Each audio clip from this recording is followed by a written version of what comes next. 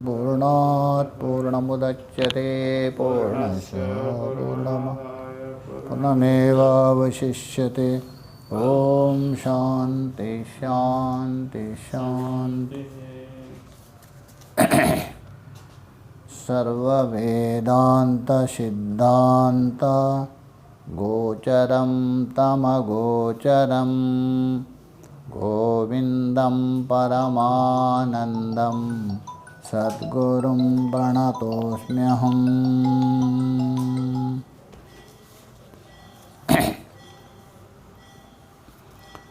तो यहाँ तक मतलब चौथे श्लोक तक विचार हुआ था। तो भगवान भाष्यकार जी ने बता दिया किसी प्रकार ये दुर्लभ मनुष्य जन्म पा लिया और उसमें भी श्रुति सिद्धांत को जान लिया। ऐसा पुरुष शरीर को प्राप्त करके भी जो मंद बुद्धि वाला अपने मुक्ति के लिए प्रयत्न नहीं करता है, अपना कल्याण के लिए प्रयत्न नहीं करता है, उसको यहाँ बताया आत्मघाती, अर्थात वो आत्मघाती कहा दिया था। क्योंकि गीता में भी भगवान ने स्पष्ट बता दिया है वो आत्मा है, उसको आत्मघाती माना है। तो यहाँ तक हम लोगों ने विचार किया था। आगे बता रहे 5वां श्लोक। तो पुनः 5वें श्लोक में भी यही बताने जा रहे। ये सब कुछ प्राप्त होने पर भी ये जो अपना स्वार्थ है, स्वार्थ का मतलब है स्व का अर्थ होता है आत्मा। उस आत्मा तत्व को जानने के लिए प्रयत्न नहीं करता है, अनात्म पदार्थों की ओर ही दौड़ता है, प्रमाद करता है। तो उसके लिए बता रहे देखे आगे का श्लोक। इतः कोऽन्वस्ति मूढात्मा यस्तु स्वार्थे प्रमाद्यते दुर्लभं मानुषं देहम् प्राप्य तत्रापि पौरुषम्। ओम। तो अभी शुरू किए। तो इतः को नु अस्ति मूढ़ात्मा यस्तु स्वार्थे प्रमाद्यति दुर्लभम मानुषम देहम प्राप्य। वहाँ से लेना, दुर्लभम मानुषम देहम। ये मनुष्य शरीर है, दुर्लभ है, अत्यंत दुर्लभ माना जाता है। क्योंकि दुर्लभ इसलिए है, जो कर्म है, किया हुआ कर्म कहाँ ले जाएगा कोई पता नहीं। पहले भी एक बार बताया था, ये पंचाग्नि होती, पंचाग्नि 5 अग्नि। यहाँ से जाता है सबसे पहले स्वर्गलोक में, उसको कहा दिया द्युलोक अग्नि कहा दिया, स्वर्गलोक अग्नि। वहाँ भोगने के बाद वापस आने की प्रक्रिया है। तो वापस आते हुए सबसे पहले पर्जन्य अग्नि में प्रवेश करता है, मेघाभिमानी देवता को। और उसके बाद वर्षा के द्वारा धरती में आता है। यहाँ तक ठीक आना सरल है। अभी वर्षा के द्वारा धरती में आ रहे, वो कहाँ गिरेगा ये कोई निश्चय नहीं। इसलिए वहाँ कहा दुष्प्रापतर कठिन है, यहाँ से आगे जाना कठिन है। इसलिए मनुष्य जन्म है अत्यंत दुर्लभ है। क्यों दुर्लभ है? मनुष्य जन्म का विशेषता क्यों कहा दिया? तो मैत्रेयी उपनिषद में कहा दिया है,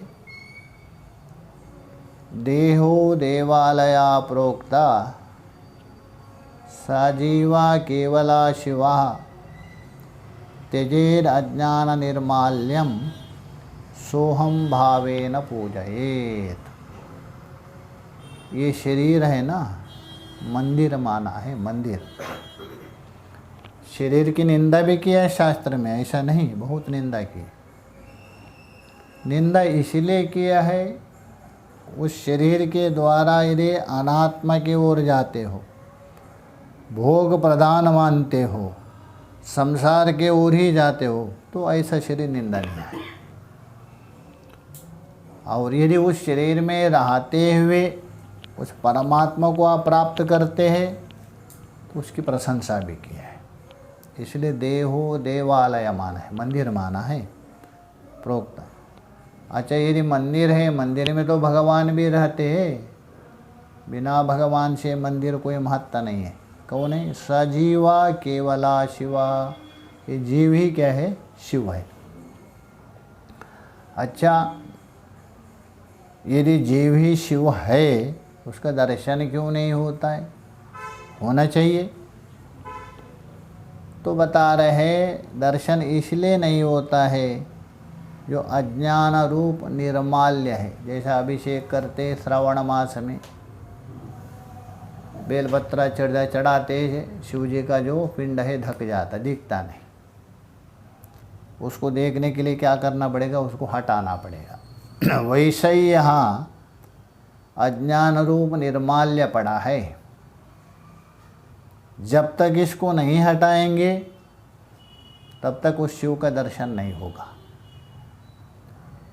और उसको हटा करके सोहम भावेन भावयेत पूजयेत। इसलिए शरीर की महत्ता है। शरीर दुर्लभ कहा दिया, भोग के लिए नहीं। इसलिए यहाँ बता रहे हैं दुर्लभम मानुषम देहम, ये मनुष्य जन्म बहुत दुर्लभ है।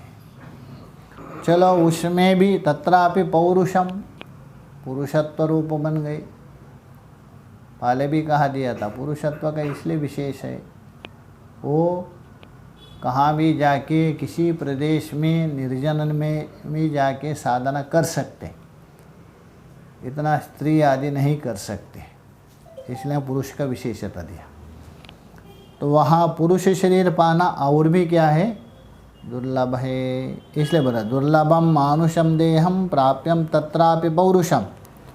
ये प्राप्त होने पर भी इतः कोनो अस्ति मूढ़ात्मा यस्तु स्वार्थे प्रमाद्यति, वहाँ से लेना, यस्तु स्वार्थे प्रमाद्यति, जो स्वार्थ में प्रमाद करता है। स्वार्थ का मतलब देखिए, दो अर्थ होता है स्वार्थ का।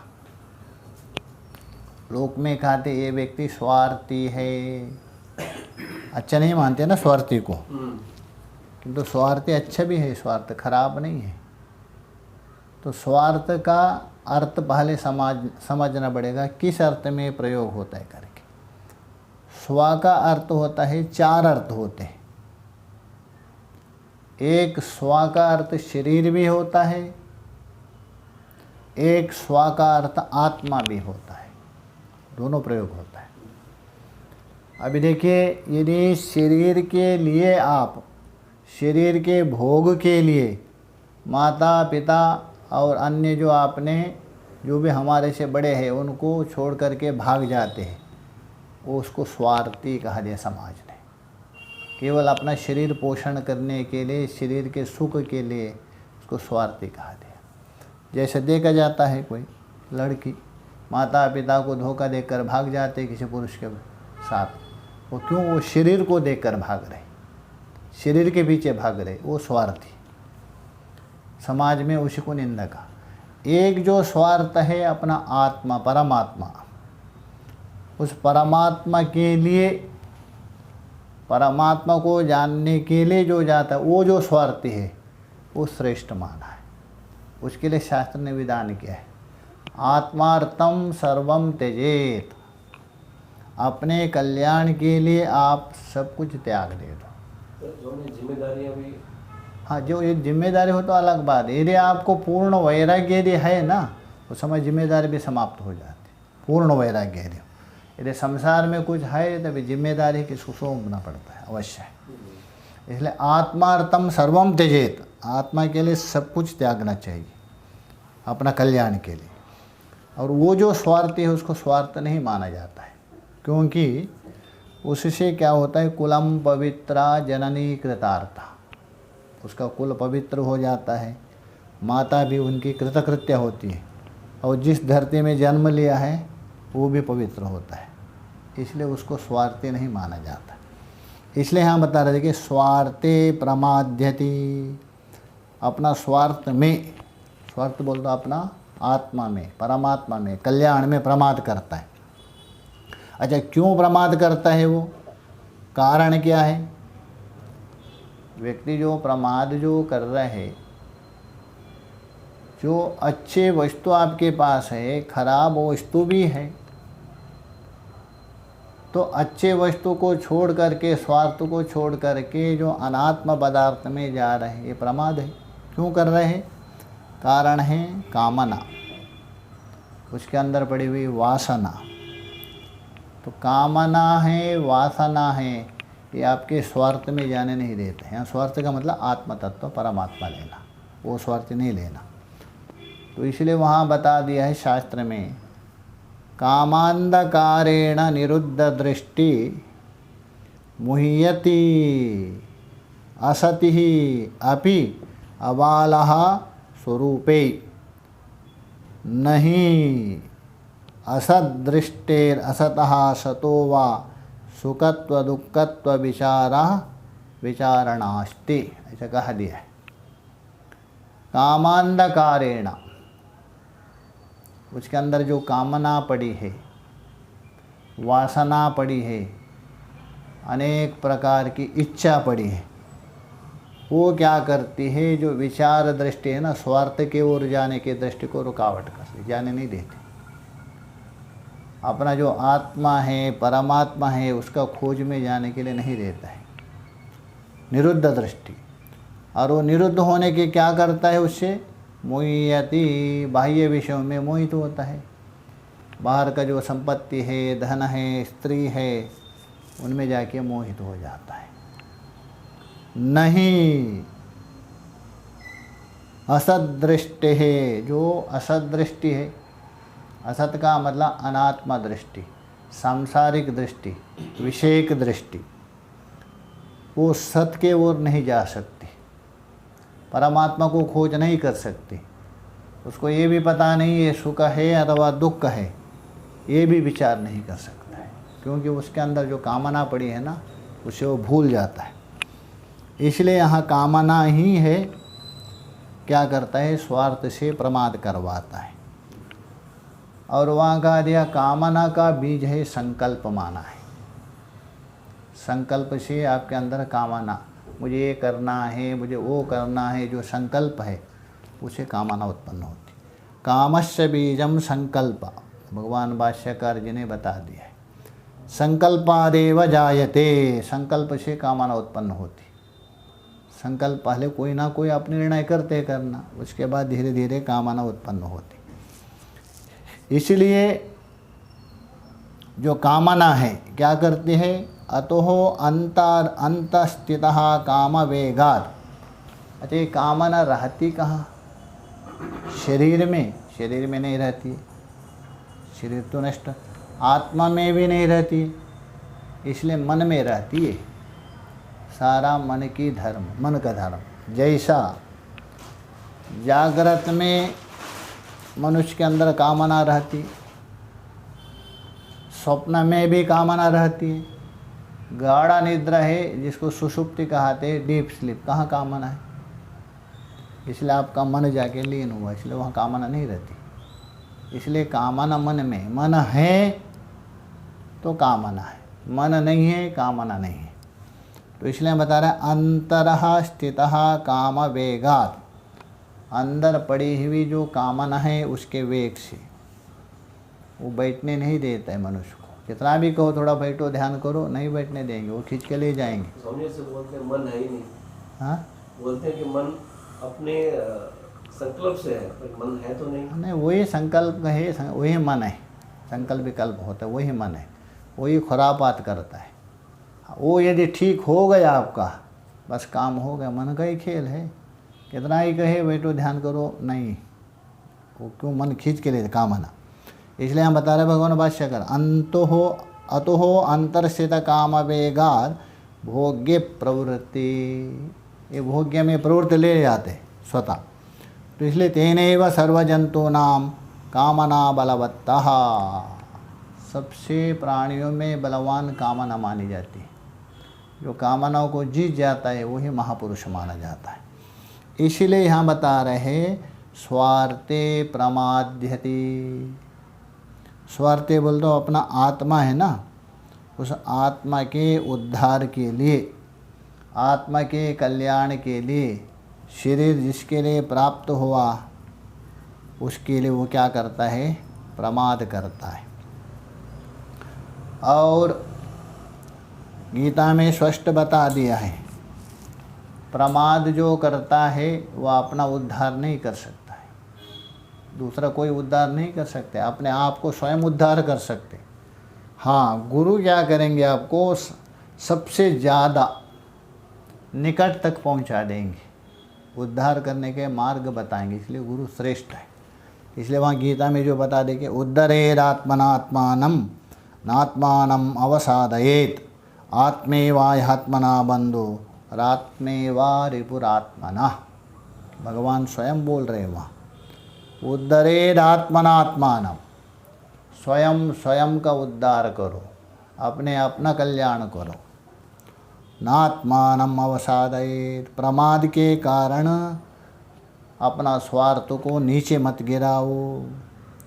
आत्मेव ही आत्मना बंधु, स्वयं स्वयं का मित्र भी है, स्वयं स्वयं का शत्रु भी है। इसलिए यहाँ बता रहे स्वार्थे प्रमाद्यति, अपना स्वार्थ में प्रमाद करते। इतः कोनु अस्ति मूढ़ात्मा, उससे अधिक कोई मूढ़ात्मा है, इससे ज़्यादा कोई मूर्ख नहीं है। सबसे बड़ा मूर्ख है।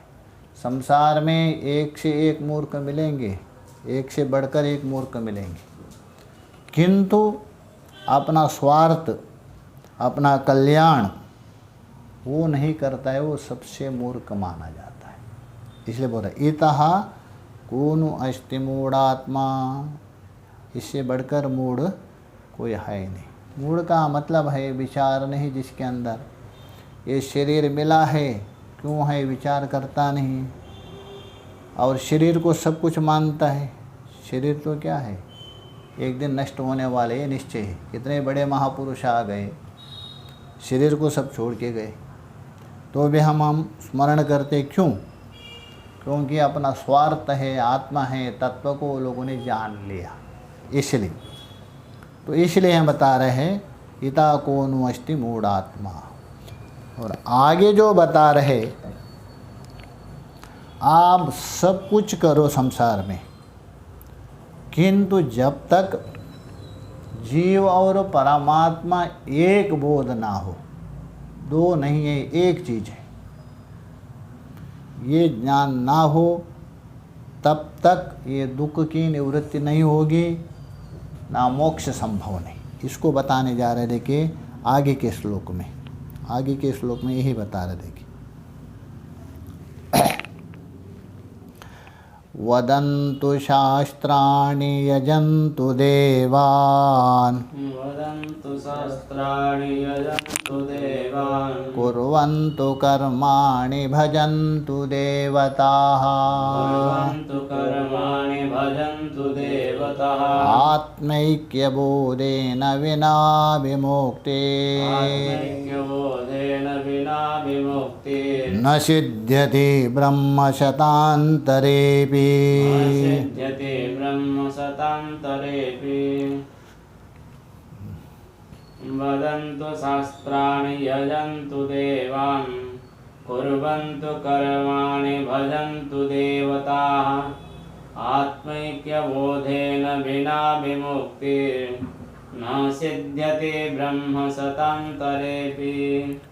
आप अंतिम सत्य बता रहे। हर एक व्यक्ति ये तो चाहते हैं मुझे दुख ना मिले, दुख से मैं सर्वथा छुटकार पा जाऊं और सुख ही सुख मुझे मिले। तो उसके लिए कारण एक ही है, उस परमात्मा के साथ अभेद रूप से। मैं और परमात्मा दो नहीं हैं, एक ज्ञान हो तभी संभव है। उसके लिए बता रहे वदन्तु शास्त्राणि। वदन्तु बोल तो भले ही कोई शास्त्रों की व्याख्या बड़े बड़े करे, खूब शास्त्र के व्याख्या करने के लिए कुशल है वो। चाहे तो देखो शास्त्र है ऐसा ऐसा बोलेंगे, एक से इतना सुंदर बोलेंगे। ऐसा शास्त्र बोलने मात्र से वो विद्वान है, तत्वविद है नहीं कह सकते, क्योंकि शास्त्र तो केवल शब्द है, उनको लेके बोल रहे हैं, पंक्ति लगा रहे हैं, उसका अर्थ कर रहे हैं, उतने से उसको शांति मिले ऐसा नहीं है। देखा ही जाता बड़े बड़े विद्वान हैं पढ़ाने वाले, वो भी दुखी रहते हैं। हाँ, जिसके अंदर सारी जो कामना निवृत्त हो गई, आत्मा और परमात्मा यदि एक हो गया, वो मुक्त माना जाता है। तो शास्त्र पढ़ाने मात्र से कुछ नहीं होता। जैसे एक पंडित था, बहुत बड़ा विद्वान, सारे शास्त्र को जानता था। तो वहाँ राजा था, राजा के मन में भी एक शौक था पढ़ने का, उनके अंदर जिज्ञासा थी। पहले राजा लोग हैं ना, शास्त्र का अध्ययन करते थे, तो उस पंडित को बुलाते थे वो और उनसे गीता पढ़ते थे वो। तो पंडित उनको बढ़िया ढंग से पढ़ाते थे। पढ़ाते पढ़ाते दूसरे अध्याय में आता है वहाँ स्थितप्रज्ञस्य का भाषा। अर्जुन ने प्रश्न किया था, 4 प्रश्न किए थे वहाँ। जो स्थितप्रज्ञ है, तत्ववित्त पुरुष है, उसकी का भाषा बोल दो, लक्षण क्या है करके। तो उसका उत्तर दिया, प्रजाहाति यदा कामान सर्वान पार्थ मनोगतान। हे पार्थ, सारी मन में रहने वाली कामना जिसकी समाप्त हो गई, कामना रहित हो गए, बस वो समझो तत्ववित्त कर। ये श्लोक पढ़ा रहा था कौन? पंडित उस राजा को। तो पढ़ाते पढ़ाते होता है ना, पढ़ाने वालों का एक स्वभाव होता है, क्या कुछ समझ गया आया, कुछ पल्ले पड़ गया, एक होता है कुछ आया क्या। तो राजा ने कहा पंडित जी नहीं समझ में आ गया। तो पंडित ने दोबारा समझा दे कि प्रजाहाति मतलब अच्छे प्रकार से त्याग देता है, क्या कामना, कहाँ अंतःकरण में रहने वाली, तभी जाके उसको स्थित प्रज्ञा माना जाता। समझा दिया। तो दोबारा पूछा कुछ आ गया, बोलता नहीं समझ में आ गया। तो उसके बाद ये धातु है, ये प्रत्यय है, इस प्रकार होता है ना एक विद्वानों का, प्रकृति प्रत्यय के द्वारा समझा दिया। तो उसके बाद दोबारा पूछा समझ गए? नहीं। राजा ने कहा पंडित जी आपको भी नहीं समझ में आ रही। पंडित जी का पारा तो चढ़ गया, अब बोल नहीं सकता, राजा है ना, क्या बोले, गुस्सा आ गया। उन्होंने कहा राजन आज नहीं, अभी कल समझाऊंगा आपको, बस अभी नहीं। पुस्तक बंद गए, घर गए, गुस्से से भयंकर। राजा को बोल नहीं सका। घर में जाके बड़े बड़े कोश होते हैं ना, वाचस्पत्य है, कल्पद्रो, बड़े बड़े कोश है, उसको कोश को इधर उधर खोलने लग गए, मैंने क्या गलत किया करके। एक होता है ना जिसका व्यवहार से मालूम पड़ता है, अच्छे से व्यवहार कर रहे अथवा कोई किसी खिन्नता से, वो मालूम पड़ता है, व्यवहार से मालूम पड़ता है। तो पत्नी ने देखा आज पतिदेव ऐसा क्यों एकदम पुस्तक इधर उधर पटक रहे। उन्होंने पूछा क्या हुआ भगवान, आज बहुत रुष्ट जैसा दिख रहे आप। उन्होंने कहा अरे सारा दुष्ट एक महाराजा, राजा क्या पता नहीं भोंदू है वो, कुछ आता ही नहीं। मैं पढ़ाते पढ़ाते थक गया, किंतु वो बोलते हैं कुछ आता ही नहीं। अंततः बोल दिया पंडित जी आपको भी नहीं आता है। यहाँ तक बोल दिया, कैसा राजा इतना हिम्मत किया। मैं इतना बड़ा विद्वान हूँ। तो पत्नी ने पूछा क्या पढ़ा रहे हैं तब? गीता। तो कौन सा श्लोक? तो बोलो तुझे क्या आता है, तुम भी पढ़े लिखे नहीं, श्लोक कौन सा पूछ रहे हो? हमसे भगवान बता तो सकते हैं ना, मैं भी थोड़ा। तो उन्होंने बताया प्रजाहाति यदा कामान सर्वान, ये पढ़ा। अच्छा तो राजा ने ठीक ही कहा दिया, गलत कहाँ कहा दिया? गलत कहाँ? तो तुम भी राजा का पक्ष में लेती हो, राजा से मिली है क्या? बोले भगवान मिली तो नहीं है, किंतु मैं भी थोड़ी शास्त्र पढ़ी लिखी हूँ, ज़्यादा तो नहीं है। किंतु ये क्या बोल रहे हैं शास्त्र लोग? प्रजाहाति यदा कामान, संपूर्ण कामना मन की जिसकी निवृत्त हो गई वो स्थित प्रज्ञा है। यदि सारी कामना यदि आपकी निवृत्त हो तो आप राजे के पास जाते क्यों? आप राजे के पास गए धन के लिए गए हैं ना, आपके अंदर कामना पड़ी है। कहाँ श्लोक समझ नहीं आया? शब्द अलग अर्थ अलग, इसलिए हम बोले वदंतु शास्त्राणि। कितने भी शास्त्र बोल दीजिए आप तो रटन तो हो जाएंगे। हाँ, इसका मतलब ये नहीं है शास्त्र नहीं पढ़ना चाहिए करके, शास्त्र भी होना चाहिए। पहले भी एक दिन बताया था, शास्त्र वासना, दो वासना मानी जाती है। एक आत्म वासना, वासना बोल दो संस्कार, एक अनात्म वासना। एक आत्म वासना और एक अनात्म वासना। अनात्म वासना को भी दो भाग में विभाग किया है। अनात्म वासना, एक शुभ वासना, एक अशुभ वासना है। दोनों अनात्मा है, आत्मा नहीं। एक को अशुभ वासना कहा, एक को शुभ कहा दिया। और अशुभ वासना को पुनः दो भाग में किया है, देह वासना और लोक वासना। शरीर को लेके होते हैं ना, मेरे शरीर को ये माने, शरीर को लेके जो भी होता है देह वासना। और संसार में जाने पर मुझे सबसे आगे बना है लोक वासना, ये अशुभ वासना है। अनात्मा में अशुभ। अब इस वासना को हटाएंगे कैसे? वो दिन मैंने दृष्टांत दिया था, कांटे से कांटे को निकाला जाता है। देह वासना और लोक वासना को शास्त्र वासना के द्वारा हटाया जाता है। दोनों अनात्मा है। अनात्मा होने पर भी ये अशुभ, शास्त्र वासना शुभ। तो शुभ वासना के द्वारा पहले अशुभ को हटा दीजिए, उसके बाद ये शुभ वासना बची है वो आत्मा वासना के द्वारा उसको भी हटा दीजिए, तभी जाके आप अपना स्वरूप में स्थित होते हैं।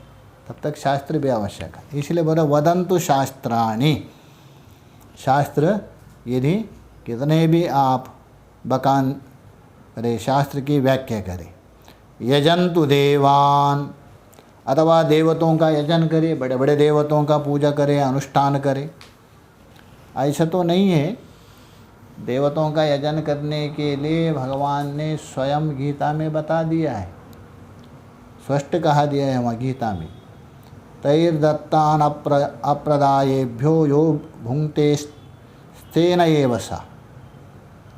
देवताओं ने मनुष्यों को दिया है जो कुछ उनकी कृपा से प्राप्त है, और उन देवताओं को ना देते हुए, देवताओं को भोग ना लगाते हुए जो खाते हैं वो केवल चोर मात्रा है। इसलिए देवताओं का यजन करने के लिए भगवान बता रहे हैं, ऐसा नहीं। किंतु वो यजन आदि है आपके मन शुद्धि के लिए, परमात्मा को उससे नहीं जान सकते, वो नीचे की साधना। जैसा मान लीजिए कोई भोजन बना रहे, तो भोजन जो बना रहे, भोजन पकेगा किससे? अग्नि से। और बाहर चूल्हा है, आपके पास मड़का भी है, सब कुछ है, उससे काम नहीं होगा ना। हाँ, ये सहायक अलग बात है, किंतु लकड़ी रखी है, उससे भोजन पके संभव नहीं। वैसे ही यहाँ ज्ञान से ही मुक्ति संभव है। बाकी जितने भी जो शास्त्र का अध्ययन है वो ज्ञान प्राप्ति के लिए, और यज्ञ आदि जो कर रहे हैं वो भी ज्ञान प्राप्ति के लिए। ये बोल रहे यजंतु देवान कुर्वन्तु कर्माणि, और बहुत से कर्म कर दीजिए आप। उस कर्म से भी आप क्यों मुक्ति संभव नहीं है, दुख की निवृत्ति नहीं होगी। ऐसा तो नारद परिव्राजक में बता दिया है, नारद परिव्राजक उपनिषद है उसमें बता दिया है, स्पष्ट बता दिया। कर्मणा बध्यते जंतुर विद्यया प्रमुच्यते, कर्म से मनुष्य बंध जाता है, विद्यया प्रमुच्यते तस्मात् कर्मा न कुर्वन्ति यतया पारदर्शिना। जो यति लोग हैं, सन्यासी लोग हैं, वो कर्म नहीं करते, कर्म बंधन का कारण माना है। हाँ, इसका मतलब पहले कर्मों को नहीं छोड़ना। देखिए, ऊपर छत में चढ़ना है आपको, तो छत में चढ़ना है, पहले ही नीचे का सीढ़ी छोड़ेंगे तो चढ़ेंगे कहाँ से? तो धीरे धीरे धीरे, यदि आप थोड़े चढ़ गए, उसके बाद अरे ये सीढ़ी तो बहुत अच्छे, मुझे ऊपर पहुंचाने, वहाँ बैठने से भी काम नहीं चलेगा, बाद में उसको भी छोड़ना पड़ेगा। अथवा नौका से आप नदी पार किया, तो पार करने के बाद कहेंगे नहीं नहीं ये नौका ने मुझे पार करवा दे, इसको छोड़ना ठीक नहीं है, साथ में रखना है, ये काम नहीं चलेगा। इसलिए पहले कर्म अवश्य है, इसलिए कुर्वन्तु कर्माणि, आप चाहे तो कर्म करते रहे, कर्म तो अवश्य बता रहे, और कर्म बंधन का कारण तो माना है, किंतु कौन सा कर्म बंधन का कारण है सभी नहीं माना जाता है। गीता में भगवान ने स्पष्ट बता दिया है, गीता में यज्ञार्थः कर्मणोऽन्यत्रः लोकोऽयं कर्म बंधनः, तीसरे अध्याय में बता दिया है यज्ञार्थ कर्मणो, यदि आप कर्म भगवत निमित्त से करते हो, अपने के लिए नहीं, ईश्वरार्पण बुद्धि से करते हो, बस ये मेरा कर्तव्य है, गुरुजनों ने शास्त्र ने बताया है, इस दृष्टि से करते हो, जो भी यज्ञार्थ कर्म, वो जो कर्म है आपको बांधता नहीं, वो बंधन का कारण नहीं। हाँ, उससे अतिरिक्त अपना भोग के लिए अथवा यश के लिए अथवा कुछ फल के लिए करते हो, वो बंधन का कारण है, वो कर्म बांध देता है। तो इसलिए वहाँ कहा दिया यज्ञार्थः कर्मणो अन्यत्र लोकोऽयं कर्म बंधनः, वो लोक में बांध देता है। और दूसरा बात है, देखिए, चाहे तो कर्म हो, संसार हो, कर्म हो अथवा संसार हो, वो बंधन का कारण नहीं। कहते हैं ना संसार बंधन का कारण है, और कहते हैं संसार दुख का कारण है, सब लोग बोलते हैं कर्म दुख का कारण है, नहीं। कैसा? संसार ईश्वर ने उत्पन्न किया, पड़े रहे, उस संसार में हमने एक बना दिया ममता, मेरा करके, वो दुख का कारण है। जैसा ये मोबाइल है, बाजार में यदि हो, चोरी हो अथवा कोई उठा के ले, दुख होगा? नहीं होगा। ये उठा के ले तो दुख हो जाएगा। नया मोबाइल बाजार में अथवा बाजार से लाया आपने, और थोड़ा सा उसमें खरोच लाया, आपको बहुत दुख होगा, अरे अभी नया लाया, क्या करे, पूरा शीशा ही ये हो गया, दुखी हो गया। उसके बाद आपने दूसरे को विक्रय कर दिया, विक्रय किया, 2-3 घंटे में उसका मोबाइल हाथ से नीचे गिर गया, फट गया चारों तरफ से, अरे ये मोबाइल फट गया, आपको दुख की नहीं हो रहे? एक खरोच में इतना दुख हो गया, और 2 घंटे के बाद वही मोबाइल फट गया टूट के, वो दुख नहीं। क्यों? मोबाइल पहले भी था, अभी भी था, बस इतना ही है, पहले मेरा था, अभी तेरा हो गया। इसलिए संसार दुख का कारण है। आसक्ति, संसार में जो लगाव, संसार के प्रति जुड़ाव, ये दुख का कारण माना जाता है। इसलिए कर्म भी ऐसा है। आप यदि केवल कर्म करते हो कर्तव्यमान से, शास्त्र और गुरु के आज्ञा मान के यदि करते हो, वो बांधेगा नहीं। हाँ, ये कर्म करने से मुझे फल मिलेगा और ये कर्म करने से मेरे प्रशंसा करेंगे लोग, तभी वो बंधन का कारण है। इसलिए बोल रहे कुर्वन्तु कर्माणि, आप कर्म करें, क्योंकि ऐसा तो कर्म है प्रवर्तक है, प्रवर्तकम कर्मशास्त्रम ज्ञानश्च निवर्तकम। कर्म आपको प्रवृत्ति करवाता है, ज्ञान निवृत्ति करवाता है, दोनों में यही अंतर है। और कर्म जो है ना वो पुरुष के अधीन है, आप कर भी सकते हैं, नहीं भी कर सकते, कुछ भी कर सकते। इसलिए हम बता रहे हैं कुर्वन्तु कर्माणि, आप शास्त्रीय कर्म करो, और भजन्तु देवता, और देवता का भजन भी करो खूब, इतना भी भजन करो। भजन करना अच्छा है, खराब नहीं है, करना चाहिए। किंतु ये सब कुछ होने पर क्या क्या शास्त्र अच्छे प्रकार अध्ययन भी किया, व्याख्या भी कर रहे, और देवताओं का यजन पूजन भी कर रहे हैं, और अच्छे अच्छे शास्त्रीय कर्म भी कर रहे हैं, और देवताओं का भजन भी, सब कुछ आपके पास है। सब कुछ होने पर भी आत्मैक्य बोधेन बिना विमुक्ति।